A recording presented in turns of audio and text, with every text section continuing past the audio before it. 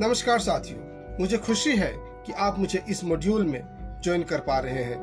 मुझे पूर्ण विश्वास है कि आप इस मॉड्यूल को पसंद करेंगे क्योंकि आप मार्केटिंग के सबसे महत्वपूर्ण रहस्य के बारे में सीखेंगे। आपको मार्केटिंग के सारे कंसेप्ट को जानने की जरूरत नहीं है क्योंकि इसे सीखने में बहुत समय लगेंगे, वर्षों लगेंगे। आप मार्केटिंग के मोस्ट क्रिटिकल थिंग, सबसे महत्वपूर्ण रहस्य के बारे में सीखेंगे। आप मार्केटिंग के उस रहस्य के बारे में सीखेंगे जिसमें 80% परिणामों का कारण मात्र 20% कार्य होते हैं। You will learn how your 20% effort can give you 80% result. आप में से कितने लोगों का काम इस तरह से हो रहा है? आपका 20% एफर्ट 80% रिजल्ट दे रहा है। आप में से कितने लोग सहमत हैं कि मार्केटिंग बहुत ही सिंपल है? बढ़िया मार्केटियर बढ़िया पैसा कमाता है और घटिया मार्केटियर घटिया पैसा कमाता है। मैं आपको पूर्ण विश्वास के साथ कह सकता हूं कि यदि आप मार्केटिंग के रहस्य को समझते हैं तो आप भाग्य बना सकते हैं। You can make a fortune. देखिए, the best speaker the best writer होते हैं, लेकिन जरूरी नहीं है कि वे मार्केटिंग में भी द बेस्ट हैं। इस बुक को देखिए, ध्यान से पढ़िए। इसमें महत्वपूर्ण बात क्या है? The best seller, the number 1 best seller. यदि आप द बेस्ट राइटर हैं, आपका किताब कोई नहीं पढ़ता है। आपको और आपकी किताब के बारे में कोई नहीं जानता है जब तक आप अपने किताब की मार्केटिंग नहीं करते हैं। मेरे पीछे दोहराइए। The best seller author pays more than the best writer. The bestseller author pays more than the best writer. The bestseller हमेशा सफल होता है। बहुत सारे बिजनेस फेल होते हैं, बहुत सारे सेल्स पर्सन्स असफल होते हैं क्योंकि उन्हें मार्केटिंग की जानकारी नहीं होती है। आप एक बेहतरीन टेक्नीशियन बनके पैसा कमा सकते हैं। आप the best doctor, the best lawyer, the best engineer, the best massager, the best hairdresser, the best chef बन सकते हैं। ये तो आपका गिवन पार्ट है। आपको अपने क्षेत्र में द बेस्ट होना ही चाहिए। इससे आप पैसा कमा सकते हैं। परंतु यदि आप मार्केटिंग के रहस्य को समझते हैं तो आप अपना भाग्य बना सकते हैं। You can make a fortune. What is marketing? Marketing क्या है? आप इन 2 डेफिनेशंस के सहारे मार्केटिंग को समझते हैं।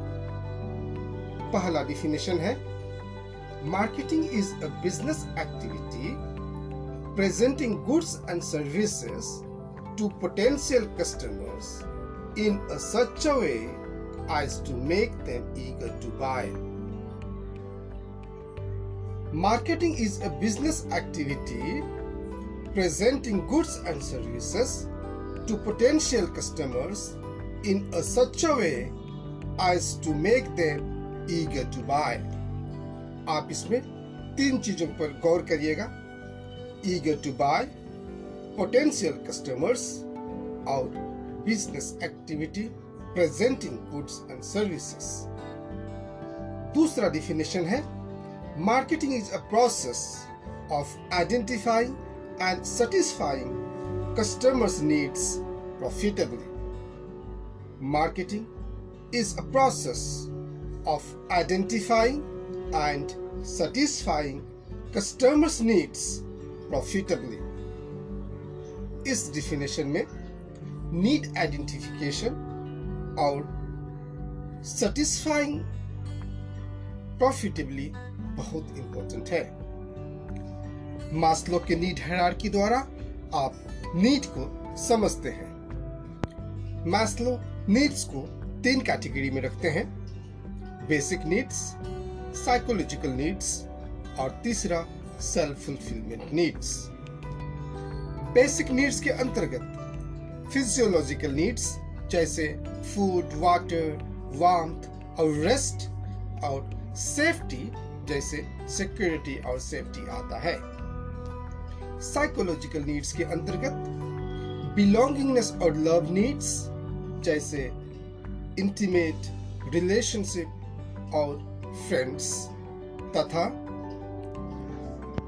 स्टीम नीड्स जैसे प्रेस्टीज और फीलिंग ऑफ अकम्पलिशमेंट आता है। सेल्फ फुलफिलमेंट नीड्स के अंतर्गत सेल्फ एक्चुअलाइजेशन जैसे अचीविंग वंस फुल पोटेंशियल, जिसमें क्रिएटिव एक्टिविटी सम्मिलित है। There are criticisms to these need hierarchy. However, one thing is sure, that needs do exist. आप मार्केटिंग के 3 प्रिंसिपल्स के सहारे इन नीड्स, इन जरूरतों को प्रॉफिटेबली सेटिस्फाई करते हैं। पहला प्रिंसिपल है principle of value creation. Marketing उस तरह के नीड्स, जरूरतों के लिए वैल्यू क्रिएट करता है जिसकी पूर्ति अब तक नहीं हुई है या जिसकी पूर्ति पूर्ण रूप से नहीं हुई है। आप क्या वैल्यू प्रोवाइड करते हैं जिससे कस्टमर की नीड सेटिस्फाई होती है। आप कस्टमर के लिए हाईएस्ट प्रायोरिटी वैल्यू किस तरह से प्रोवाइड करते हैं कि वह बहुत उत्सुकता से खरीदने के लिए तैयार होता है। यदि आप चाहते हैं कि ग्राहक आपके कंपटीटर से ना खरीदकर आपसे खरीदे, तो आपको रियल जेन्युइन कस्टमर वैल्यू प्रदान करना होगा। यदि आपको ब्रेकफास्ट के लिए ब्रेड, अंडा, दूध और मक्खन चाहिए, तो इसके लिए अलग अलग जाने की जरूरत नहीं है। ब्रेड के लिए फैक्ट्री, अंडे के लिए पोल्ट्री फार्म, दूध और मक्खन के लिए गौशाला जाने की आपको जरूरत नहीं है। मार्केटियर इन सारी चीजों को एक जगह से वितरण करके कस्टमर वैल्यू क्रिएट करता है, जिससे आपकी आवश्यकता की पूर्ति एक ही जगह से होती है। आप इस भुट्टे को देखिए ना। इसी तरह मार्केटियर कस्टमर वैल्यू क्रिएट करता है। बिना मार्केटिंग के आपके प्रोडक्ट या सर्विसेज को कोई नहीं जानता है। आपके प्रोडक्ट की जरूरत उन्हें क्यों है, उन्हें मालूम नहीं होगी। अगर लोगों को आपके प्रोडक्ट या सर्विसेज की जानकारी नहीं है, यदि उन्हें पता नहीं है कि क्यों चाहिए, तो क्यों खरीदेंगे। दूसरा प्रिंसिपल है प्रिंसिपल ऑफ डिफरेंशिएशन। अब यदि उन्हें आपके प्रोडक्ट और सर्विसेज के बारे में पता है, तो वे आपके कंपटीटर्स से ना खरीदकर आपसे क्यों खरीदेंगे। आपको अपने ग्राहक के आवश्यकता की पूर्ति आपके कंपटीटर से बेहतर तरीके से करना होगा। आपको आवश्यकता की पूर्ति बेहतर तरीके से, अलग तरीके से करना होगा, तभी ग्राहक अपने आवश्यकता की पूर्ति आपके द्वारा करेंगे। You have to differentiate your offering. तीसरा प्रिंसिपल है principle of STP। Customer focus market में आप सभी को वैल्यू डिलीवर नहीं कर पाएंगे। यदि आप ऐसा करते हैं, तो ये आपके पूंजी और आय को एडवर्स इफेक्ट करेगा और आपके लिए बहुत कठिन कार्य हो जाएगा। इसीलिए आप सेगमेंट करके मार्केट को डिफरेंट ग्रुप में रखते हैं। सेगमेंटेशन लोगों के संभावित समूह की पहचान करता है। आप संभावित समूह की पहचान करके एक विशेष समूह का चुनाव करते हैं, जिससे आप बेहतर तरीके से सेवा कर सकें। आप एक विशेष समूह पर केंद्रित करके You must become a big fish in a small pond. आप चुने हुए लक्ष्य खंड, टारगेट ग्रुप की आवश्यकता को पूरा करने के लिए अपने ब्रांड की पोजीशनिंग करते हैं।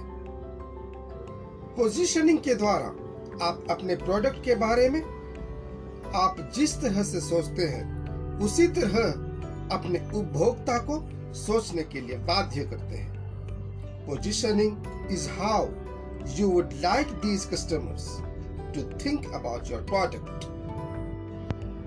Tools जिसके द्वारा गुड्स और सर्विसेज यानी ब्रांड का वितरण किया जाता है वह 4 पीस ऑफ मार्केटिंग कहलाता है।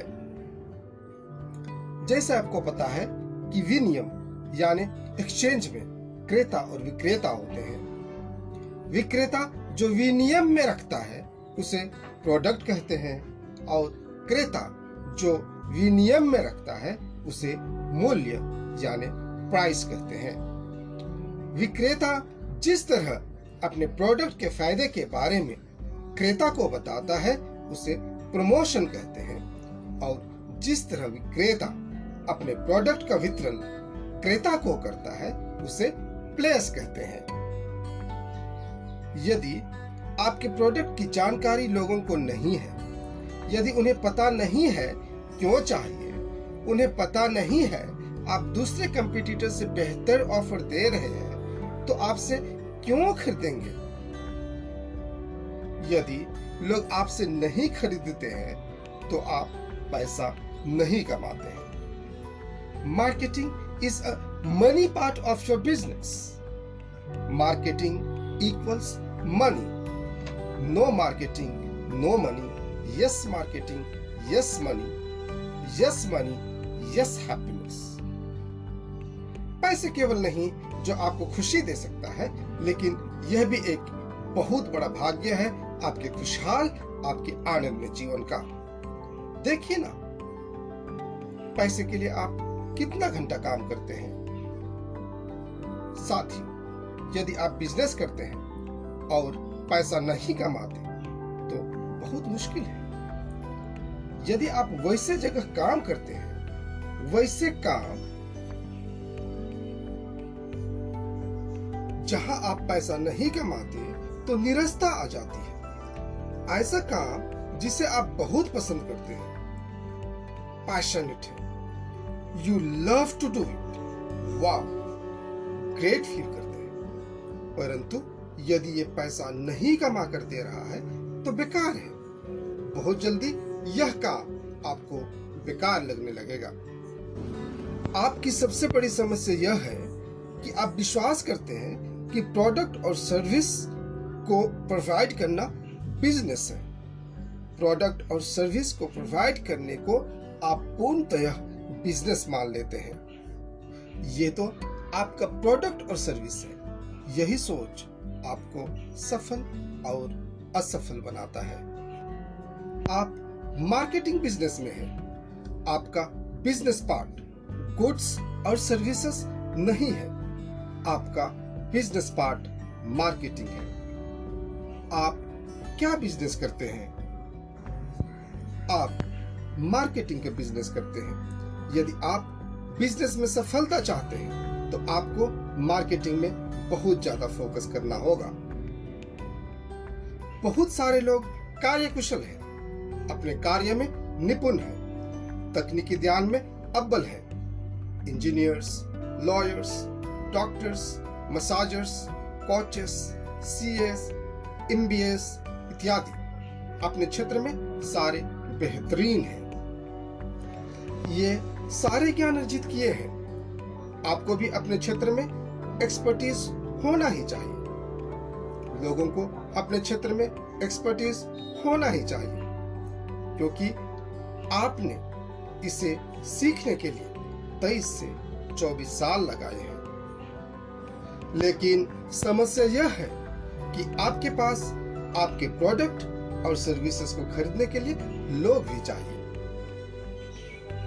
आपका प्रोडक्ट या सर्विसेज तो बेहतरीन होना ही चाहिए, परंतु इसे खरीदने के लिए लोग चाहिए और मार्केटिंग के जरिए ही लोग आपके पास आते हैं। मेरे पीछे दोहराइए, I am in the marketing business offering XYZ. I am in the marketing business offering XYZ. I am in the marketing business offering XYZ. अब आप XYZ की जगह अपना प्रोडक्ट या प्रोडक्ट जिसे बेचने के लिए आप तैयार हो रहे हैं उसका नाम लेंगे। I am in the marketing business offering life insurance policies. I am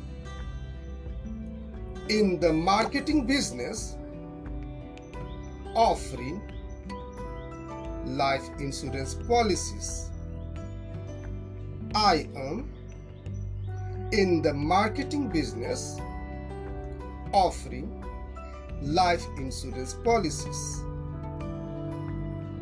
यदि आप मार्केटिंग बिजनेस में हैं तो कितने लोग सहमत हैं कि आपको अपना एनर्जी, मनी, एफर्ट और टाइम मार्केटिंग में लगाना चाहिए? हर व्यवसाय के 3 भाग होते हैं। पहला प्रोडक्शन, दूसरा ऑपरेशन और तीसरा मार्केटिंग।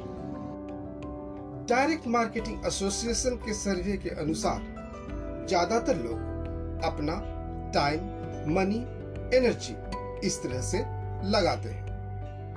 प्रोडक्शन में 25%, ऑपरेशन में 65% और मार्केटिंग में 10%। यही कारण है कि ज्यादातर बिजनेस फेल होता है। लोग पूर्णतः फेल होते हैं या अपने पूर्ण क्षमता तक नहीं पहुंच पाते हैं। मिलियनर बिजनेस पर्सन्स इस तरह से अपना समय, पूंजी, पैसा, कार्य शक्ति को लगाते हैं। प्रोडक्शन 25%, ऑपरेशन में 10% और मार्केटिंग में 65%। आपको मालूम होना चाहिए कि बेहतर मार्केटियर कोई नहीं होता है, लेकिन मिलियनियर मार्केटियर को पता होता है कि मार्केटिंग में कितना समय लगाना चाहिए। सबके पास काम नहीं करने के बहुत सारे रीजंस होते हैं, परंतु आपके बैंक अकाउंट को रीजन समझ में नहीं आता है। आप अपने बिजनेस के सारे एक्टिविटीज को एक तरफ रखते हैं और बैलेंस शीट के दूसरी तरफ केवल सेल्स को रखते हैं, और ऐसा करने से आपका बैलेंस शीट प्रॉफिट या लॉस दिखाता है। आपके पास बेहतरीन प्रोडक्ट होना चाहिए। ऑपरेशन तो मात्र प्रोडक्ट और मार्केटिंग को जोड़ने का काम करता है। यह तो एक ग्लू मात्र है। मैं मानता हूं कि कस्टमर सर्विस बहुत जरूरी है। ऑपरेशन में समस्या नहीं होनी चाहिए, परंतु यदि ऑपरेशन में समस्या है तो इसे ठीक किया जा सकता है। लेकिन मार्केटिंग में समस्या नहीं होनी चाहिए।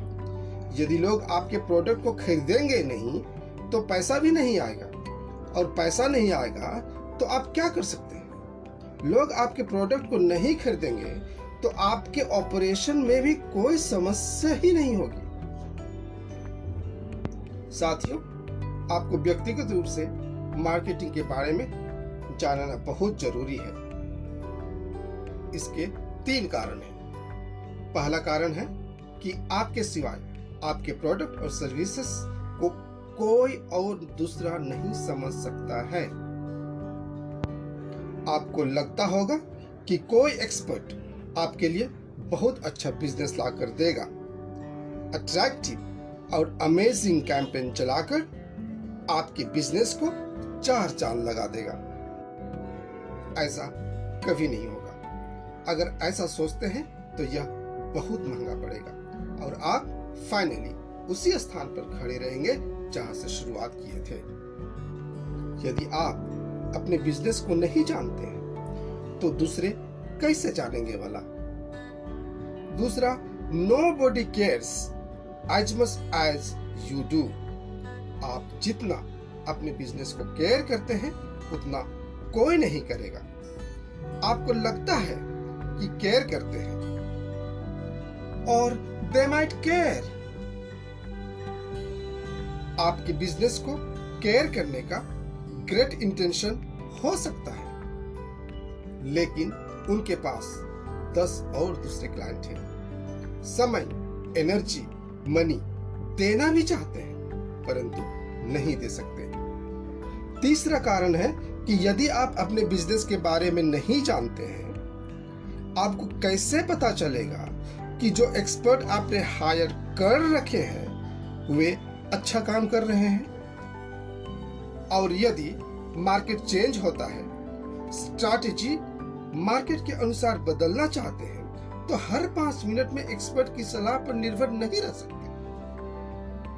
आपको अपने बिजनेस के बारे में आधारभूत चीजों को जानना बहुत जरूरी है। आपको अपने बिजनेस को जानना ही होगा, तभी आप सफल हो सकते हैं।